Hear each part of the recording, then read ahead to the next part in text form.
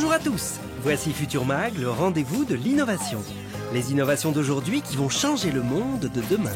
Avec le hashtag Futur Mag, réagissez pendant l'émission sur les réseaux sociaux et retrouvez-nous sur arte.tv/futurmag. Avoir accès à un défibrillateur, une question qui se pose aussi en ville. Aujourd'hui, de plus en plus de défibrillateurs sont installés dans les lieux publics et les entreprises. Mais comment savoir où les trouver rapidement ? Paul Dardel, médecin de formation, a créé une application capable de vous indiquer un défibrillateur. Il suffit juste d'avoir un smartphone. Il est essentiel de trouver un défibrillateur le plus vite possible en cas d'arrêt cardiaque. On dit que chaque minute compte. Donc l'application a été développée de manière à instantanément vous géolocaliser et vous donner la liste des défibrillateurs les plus proches de vous. L'application gratuite s'appelle évidemment Staying Alive. Et c'est un vrai succès. Elle a déjà été téléchargée plus d'1 million de fois. Quelques 70 000 défibrillateurs sont répertoriés en France, en Belgique, en Suisse romande et même aux Émirats arabes unis.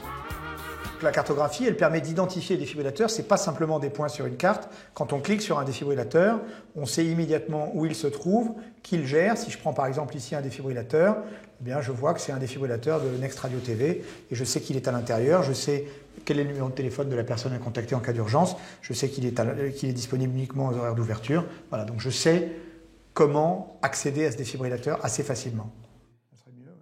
Les défibrillateurs sont répertoriés grâce aux informations des fabricants, d'associations, mais aussi des utilisateurs. Car Staying Alive est une application collaborative. Mais ce qui compte, c'est la fiabilité des informations. Pas question de perdre un temps précieux en tombant sur un défibrillateur défectueux.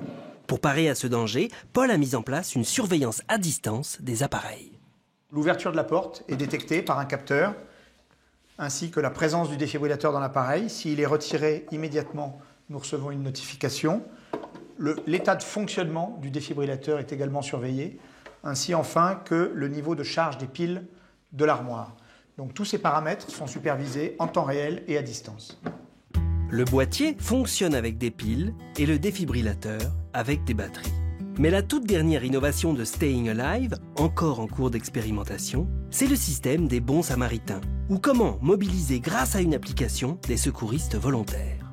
Le premier rôle du bon samaritain, il est d'être joignable et de pouvoir se rendre au chevet d'une victime pour démarrer un massage cardiaque le plus vite possible. Un massage cardiaque efficace qui va permettre de gagner du temps, d'avoir quelques précieuses minutes.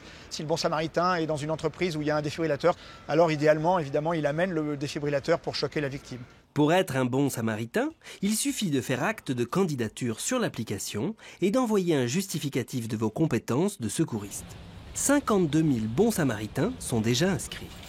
Alors, comment ça marche précisément ? Voici une simulation de ce qui pourrait bientôt arriver à Paris, puisque les pompiers de la capitale, emballés par ce dispositif, sont en train de l'expérimenter. Comme pour le déficoptère, ce sont eux qui devront gérer l'envoi des bons samaritains. Michel fait un arrêt cardiaque. Jean-Baptiste l'aperçoit. Monsieur, répondez! Il téléphone immédiatement au 112, le numéro des secours, et il donne sa localisation. Alors, je suis place des États-Unis au numéro 14. Les pompiers saisissent l'adresse dans notre outil qui, lui, gère l'ensemble des alertes, géolocalise les défibrillateurs, envoie des notifications sur tous les téléphones des bons samaritains qui sont situés dans la zone. Et par chance, on voit qu'on en a un qui est à moins de 100 mètres et qui vient de nous répondre qu'il était disponible. Ce bon samaritain, c'est Virginie, qui a bel et bien un brevet de secourisme. Sur son lieu de travail, elle prend connaissance du SMS l'informant d'un arrêt cardiaque proche. Par chance, il y a dans son entreprise un défibrillateur. Elle l'emporte avec elle.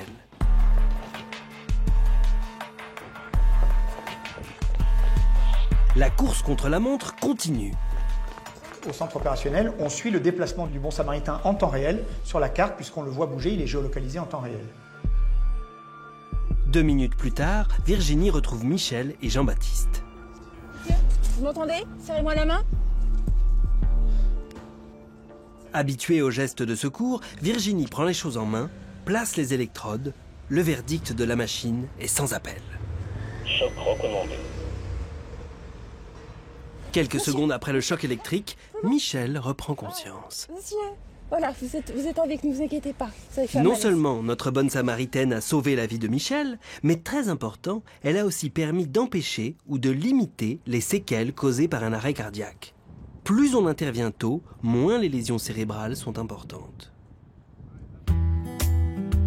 Le docteur Marc Giroux a dirigé pendant 40 ans le SAMU du Val d'Oise. Paul Dardel le connaît bien. Il a travaillé sous sa direction et lui doit beaucoup.